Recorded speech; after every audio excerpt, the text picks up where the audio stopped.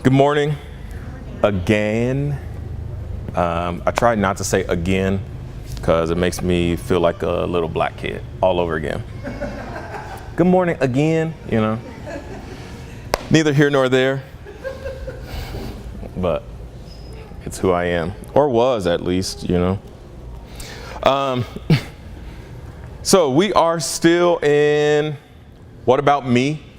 Talking about the question that we ask as Christians, what about me, Jesus? I know that you did all the hard work, and I know that you say my soul is saved, but also, I need some money. So what about me? What? Feed people, but Jesus, I need to eat.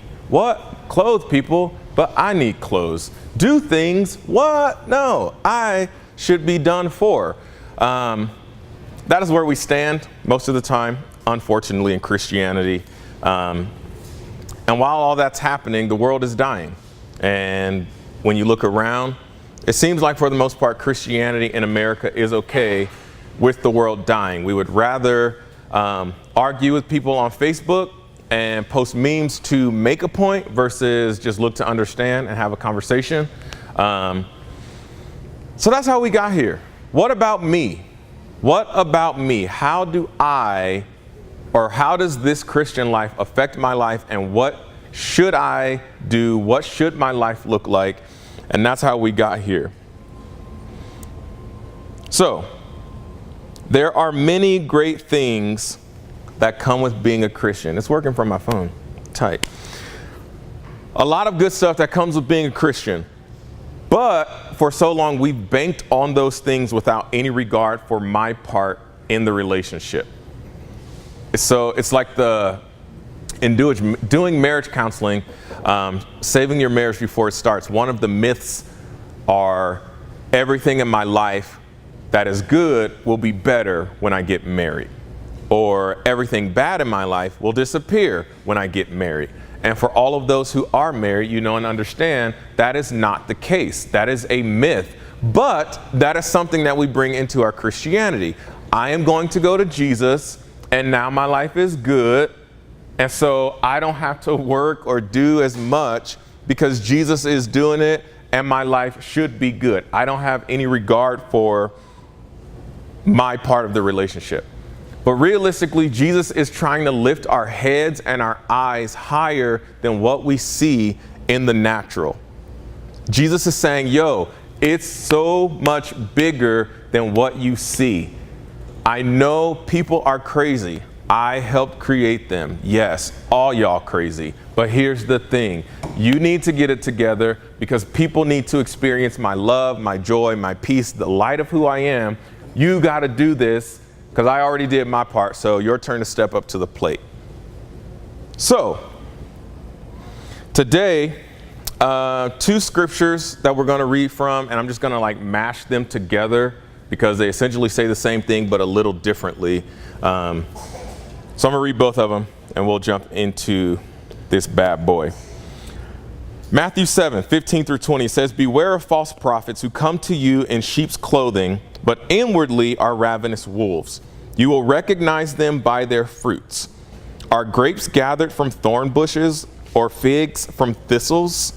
So every healthy tree bears good fruit, but the diseased tree bears bad fruit. A healthy tree cannot bear bad fruit, nor can a diseased tree bear good fruit.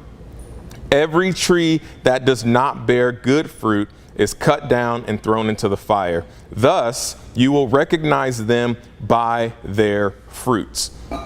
Luke 6:43-45, it says, "For no good tree bears bad fruit, nor again does a bad tree bear good fruit. For each tree is known by its fruit. For figs are not gathered from thorn bushes, nor are grapes picked from a bramble bush. The good person out of the good treasure of his heart produces good, and the evil person out of his evil treasure produces evil. For out of the abundance of the heart, his mouth speaks." So Jesus opens this up first and foremost, beware of false prophets. Now, normally we look at this and we're like, whew, close one. I'm not a prophet, so I don't have to worry about myself. being a false one. Tight, let me put my feet up and relax while the false prophets are called out right now. Unfortunately for us, that is not what it actually means. We put the words in English, false prophet, together, but what it actually means is religious imposter. Now, that statement, can you next slide me, please? That statement goes from one that is them and random people doing bad things to now anybody. Because all of us who come to church or say, I love Jesus, I've accepted Jesus, I want to do this life with Jesus, whether you like the term religious or not, that is the category you are in. So you are a religious imposter if you are not doing the things that Jesus said. That's crazy, because it was like, no, I like the false prophet thing. Let's stay there. No, that's all of us. Religious imposter. That's crazy, because I don't want to be that. So then the question becomes, if there is a such thing as a religious imposter, how do I know that this person is a religious imposter? It's so good. I'm so excited. I was about to say all of it like right now, real fast. And I was like, Rafer, you have notes. Let's just follow it. So how do I know someone is a religious imposter? Jesus says, you will know them by their fruits. You will know the religious imposter by their fruits. And then in typical Jesus fashion, he asks these crazy questions that are mostly rhetorical and like, it's like Black Mom, you know? It's just like, who said that? You gonna do this? Oh, you smart now? It's like, you know, I don't know what to say. I'm not gonna answer that because either way it sounds like I'm gonna be in trouble. Like, am I smart? Mom, you told me to be smart, but no, I'm not smart. Oh, you not smart? Like, no, I am smart, you know. Anyway, so Jesus says, yo, do you pick figs from thistles? Do you pick grapes from bramble bushes? I don't even know what a bramble bush is, but today it would have been like, yo, do you pick watermelons from an apple tree? No, you don't. Like, that's ridiculous, right? Like, you don't walk up and you're like, I wonder what kind of tree this is. The fruit looks like an orange. It tastes like an orange. Apple tree. I knew it. No, you know the tree by the fruit that it is. Literally, Jesus is saying here, you get what you see is what you get. What you see is what you get. Literally, what you see is what you get. So what we try to do as Christians is we put the mask on for whoever we need to, for each other mostly, like God already knows what's up. So we put it on for each other so that people won't look at our fruit. I'm gonna tell you right now, somebody like me, I see the fruit and that's what I'm looking for. Always. I'm just looking at the fruit. And not to say stop doing that or you need to do this. No, I just want to see what I'm getting here. I'm always looking at the fruit. I don't care what you say. You can say all the things you want to say. My wife will tell you. She will say, did you hear what they said? Yeah, I'm not even concerned about that because I know that that's not the truth, because look at the life. Look at the fruit. Who cares what they're saying up here? Look at the fruit. I don't care what you post on Facebook. I see your fruit outside of the good things that you're posting on Facebook. I see the fruit. Jesus says, what you see is what you get. We like to try to trick each other and become religious imposters. Not intentionally. I would not want to be a religious imposter, but I become a religious imposter for the sake of, I don't even know, embarrassment. I don't know. Jesus says, what you see is what you get. So out of this, he goes on to say that the good person, out of the good of his heart, produces good fruit. And in Matthew, it says a healthy tree produces good fruit. So what that actually means, that word healthy or good means virtuous or upright. And here we are back at righteousness again, going right back to the Beatitudes. Crave and hunger for righteousness. Inner rightness with God. The inner goodness that God gives, that he approves, that he bestows upon me, the righteousness. Crave the righteousness. And Jesus says that upright tree is the one that is a healthy tree. So crazy part is when I come to Jesus and I say, Lord, I need you, there is a righteousness that now becomes part of me that everything should flow out of me. So instead of saying I am becoming a healthy tree, which is the life that we live forever, I'm becoming. Yes, you are becoming, but Jesus died so long ago that right now you're good. The becoming part is what I do every day in the moments to prove that Jesus did, like what Jesus did actually works. That makes sense? Jesus did it. I'm good. But also now I have to show everybody else that I'm good for with what Jesus did for me. So I am a healthy tree. I am. Not I'm become, I am a healthy tree. Because of the righteousness that Jesus gives me, because of his blood, because of him sitting next to his dad saying, yo, Pops, remember that time I died on the cross? Remember that time? Yeah, I got them covered. And God says, there's your righteousness. I see it. It's on them. It's cool. Sabrina's good. Skylar's good. Tad's good. Okay, I see it. I forgot. My bad. I see the blood covering. Okay. So I am a healthy tree. Just be who you already are. It's like Jenny said, the word of God inside of me only helps produce what I already am. Legitimately, you don't have to try to do what you are. I'm black. I do not try to do this every day. It just happens. That's the way it is. I am this. I'm not striving to be black. It's just this. If anything, I try to be less black by sitting in the shade in the summertime. You know what I'm saying? Like I'm striving to stay where I am. I am a healthy tree of blackness. Jenny prayed that Jesus would speak through me, so that's his fault. But this righteousness is already inside of me. And what I do is I will produce good fruit. This is not just fruit that's like, oh yeah, I'm a Christian, and so I just treat people nice, and I do nice things for people. I open doors, and I let people turn, and I don't get mad. I just, me and Jesus. No, man, I can actually see the fruit producing. And further, this fruit is valuable fruit, virtuous for appearance or use, choice, excellent fruit. The fruit is so good that other people go, oh, dang, look at that. I want that. What you have, I want. That's how good this fruit is.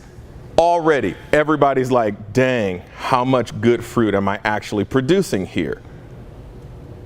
I want to live a life that at no matter what the cost is, people go, Rafer. I love when you come into this place because you bring something with you. I love seeing you, man, because I know you're going to brighten my day. Which is crazy because Rafer goes to work and Rafer's like, when can I get out of here? I only work 4 hours a day. And I'm like, let me get out of here. And people are like, I see Jesus in you. And I'm like, Jesus, thank you, because your boy was trying to not be here at all. And people still see Jesus. But that's the life that I want to live. That Jesus is even covering my crazy mind. Jesus is saying, Rafer, keep your mouth shut. Rafer, go to work, take your Bible out, and put your sermon together because you have nothing else to do. Don't play solitaire today. Be quiet. This is what I need people to see. You know what I'm saying? That's the fruit. So 3 years ago, Jenny and I went to Mexico and got back the night. We were in the airport, Utah. We were in the airport, Utah, and I got an email saying I was going to be let go from my job at the time. And they were like, yo, we're giving you 2 weeks, but you're fired now, but nah, just keep working for 2 weeks. Yeah, right? That's a weird situation. Like, thank you, Jesus. You know what I'm saying? So going back to work, everybody's like, bro, I'm so sorry. These guys are crazy. They letting you go. They losing people, yada, yada, yada, blah, blah, blah, all this stuff. And I said, I'm going to be fine. Jesus is orchestrating all of this. And it was such a crazy statement to say out loud. People didn't even know how to respond. People start saying, then you're the crazy one, Rafer. Because you're about to lose like 60 G's a year. It's going to be gone. Yes, I know. But guess what? Jesus will do what he's supposed to do because he made this move. I didn't make this move. Jesus is making this move. And again, because I am a healthy tree, I'm okay to produce what's been feeding me. I'm good. So the opposite of the good tree or the healthy tree is the diseased or the bad tree that produces bad fruit.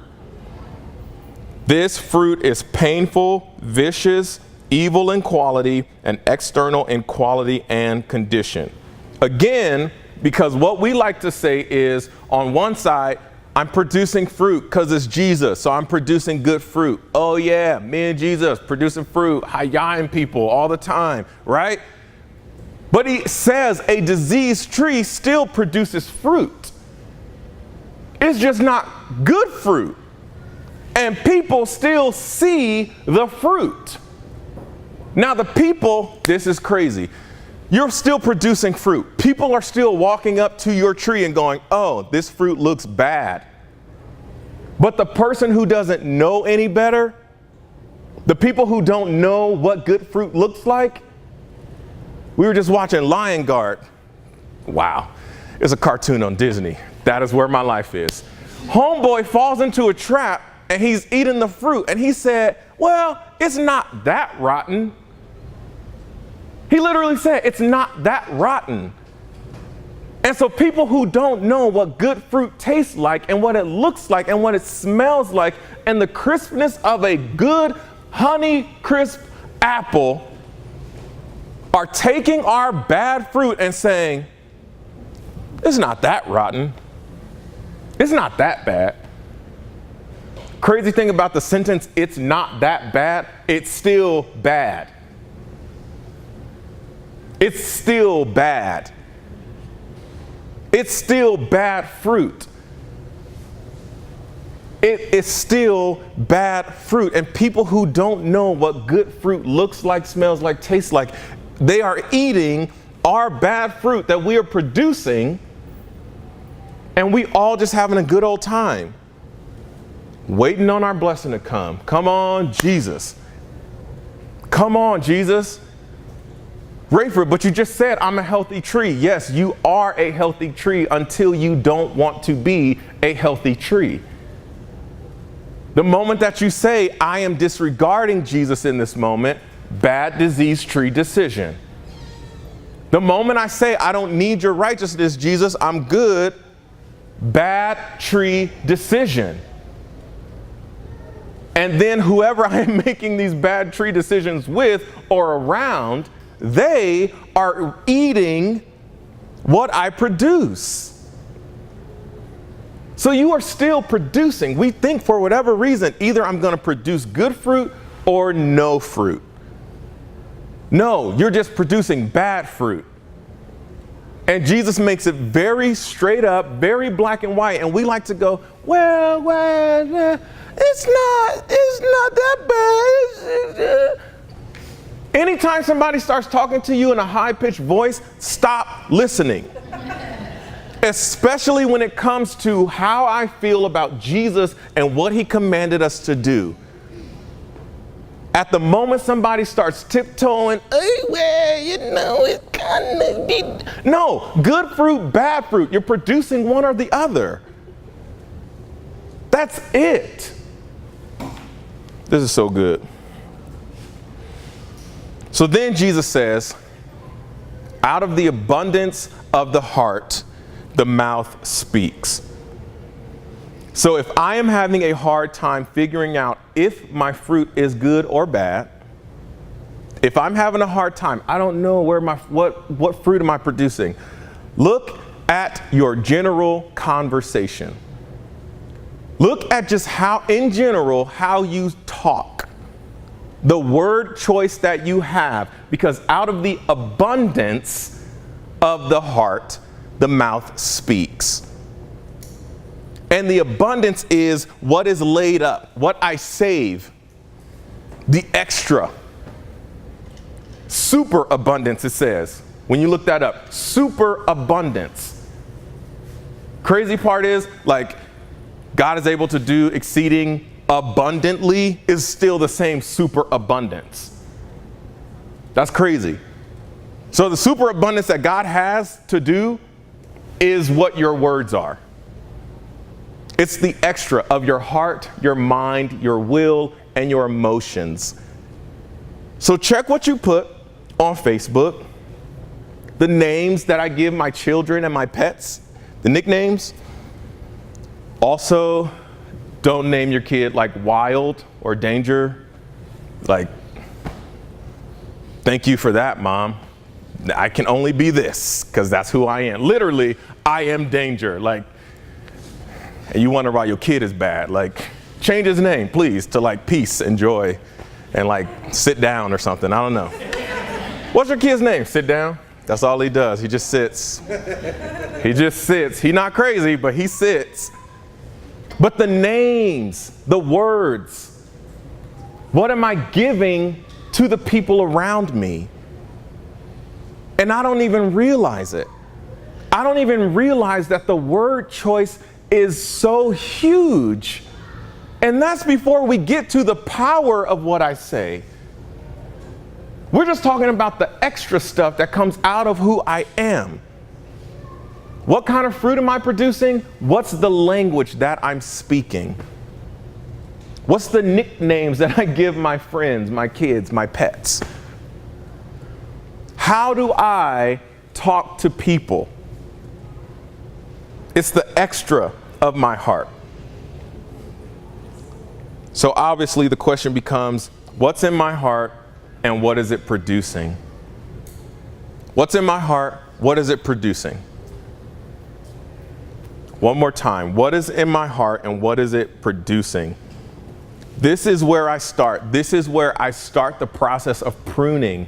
This is where I start taking things to Jesus in my prayer time. This is where I start saying, I don't know how to change this because I've been like this for so long and I need your help, Lord. Please help me. But this is where I start, looking at what's in my heart and what's being produced. This is bigger than me. This is bigger than us. And to answer the question, what about me? I have to start checking the trees of my life. I have to start checking the trees. The trees in the orchard, the big tree in the middle, I have to check that tree. And I have to continuously check what that tree is looking like. I have to. Because it's too easy, and we all know it's too easy to just sidestep. I don't need righteousness right now because righteousness is not what I want to do. We always need righteousness, but we all know and understand what it's like to just bypass the righteousness this time. Just this time. And what's crazy is it's not even a conversation that happens like that anymore. It's so fast. No, we're going to do it. You know what I'm saying? But in that moment, and I'm not talking about doing bad things. I'm just talking about like not apologizing. Like simple, Rafer has to confront his wife with an issue that he has, and he still has to put it in a way that doesn't go, well, you messed up, you did this, you did that, you should be better. I still need the righteousness in showing how offended I am. That's crazy. But Jesus, I got this one. I got some words, Jesus. I got some super abundant words ready. I'm going to just sidestep the righteousness real quick. We're not talking about people getting ready to go like rob people's houses. I don't think this is the group of people who are like, yo, I called up Steph, Breck, Skylar. Y'all ready? Let's roll out. Like, we're not talking about like B&Es. You know what I'm saying? We're not. B&Es, you know. Dan Cook, anybody? You know, so okay, cool, B&Es. But we're not talking about that. We're talking like everyday, like small things that I actually do in my life. Because again, I'm not a false prophet. No. I know I'm not a false prophet. But I can be a religious imposter the moment that I decide not to allow the righteousness of Jesus to go before me. People know I represent Jesus. You can't sit at Blackwater with a hat that says God is near and then get mad at somebody because they brought in a Starbucks cup and then go off on them. You can't do that. I have wanted to on multiple occasions. Don't bring no Starbucks cup in Blackwater. This is Blackwater. But you can't. Like, your Bible is on the table. You got God is near hat, salvation shirt. You can't like walk up and just like, I'm going to disregard righteousness right now. You can't do that. And those are the real life situations we're talking about. I know. Why are you so passionate about a Starbucks cup in Blackwater? It's me and Jesus. We're working on it. But checking my fruit. Checking the fruit. Is it fruit that others see and that they want some of? Or is it fruit that is killing me and those around me? Am I killing people with the fruit that I'm producing? That's crazy to think about. And this came this morning. I wasn't even like, my sermon was done and then like I was up. And Jesus said, remember why you do this. Because that's where churches stop. That's where pastors stop. Go think. How much bad fruit you got? Get rid of it right now. In Jesus' name. And you're like, again. They're just like, again, Jesus, I'm so sorry. But remember, it's bigger. The world is dying. People aren't getting Jesus, and people are okay not getting Jesus, and people are okay letting people walk away from Jesus. When do we change? When do we actually flip the script? When do we actually say, okay, Lord, I'll just cut all the selfishness as much as I can, and then you got to do the rest. It's so much bigger than checking the fruit, changing the fruit. No, guys, people are dying, and if I don't speak up for the people that are around me, if I am not going to speak up, who will? So if I know other Christians that work in my building, this is crazy. I know other Christians that work in my building. And if I chose not to represent Jesus, and I know for a fact that guy is talked bad about, that guy is talked bad about, that guy is talked bad about, and they're all Christians. And guys are like, yeah, those guys are douchebags. Whoa, time out. I'm not going to be a douchebag. No way.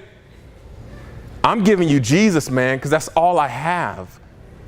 And I don't have time to waste because people are dying and they're okay with that. I'm not going to be the person, I'm not going to be the husband, I'm not going to be the father, I'm not going to be the pastor that says that that's okay. It's bigger than going home and just checking your heart and your fruit. It's bigger than that. I have to go reach people and give them what I have. And if I'm not going to, go to a church where they're okay with you not doing that. Go to a church where they're okay with like We're going to do a big campaign. Everybody bring somebody to church, and I thoroughly understand bringing people to church so they can hear the gospel. But guess what? When all of us go out here, it is so many people who can talk to so many more people than Rafer is going to talk to on a Sunday morning. That whole greater things, yeah, Jesus was talking multiplication. Just this message going out right now, if everybody just said this week, I'm doing this bigger for Jesus, we going big. Yes, I would love to go home, but we're going to go big. Get it? Go big. Anytime I try to make a joke, nobody laughs. But when Jesus makes a joke, everybody's like, oh, Jesus, you're so funny. Not that I'm jealous, a little bit, whatever. Anyway, neither here nor there. Neither here nor there. It's bigger. That's the point of this. It's bigger. And if we keep looking back down, well, Jesus, I'm not enough. I do have disease fruit, or whatever the case may be. I can't do it, yada, yada, yada, whatever the case may be. If I stay there, what are people going to think? If I stay there, what happens if I don't change? What happens if I don't give people the fruit? What happens if I'm not operating in the righteousness that Jesus gave me for free? I don't even know what song it was today, but he said, I give my life to Jesus and he gave it back. We just think like, I'm going to give my life to Jesus and it's done. No, he's giving you more than you could ever imagine. But it's things that are inside of you. It's not the things outside of you. It's inside of you. And you have to use those things to bring people to Jesus. Go and be a light. Go and be and produce the fruit in every situation. That's amongst each other here at Oasis. That's in my home. That's at work. That's at the softball fields. Even though some churches like to cheat, I'm not going to say no names, but it makes me really mad. Produce good fruit at church softball, like the least, like we all have the same set of rules outside of softball rule book. Neither here nor there. But it's bigger. It's bigger. And as long as we just sit down looking at me, what about me? What about me from a selfish motivation, we can't change the world. And when I say the world, I'm talking like your house. And if you're the only one in your house, you cannot change the world. You start here, and literally you start in the places that you naturally are. Albertsons, Walmart, Harbor Freight, whatever. Wherever you are. Give people the fruit that you are producing. So we're going to go into the holy place. We'll play this song. Yeah. And this song, it just says, because of Christ. I don't want anything else more than Jesus. And I don't want anybody to know anything else about me other than Jesus. So let this song sink in. Take some time. Talk to Jesus. And we'll finish up when he says we're done. So let's go into the holy place.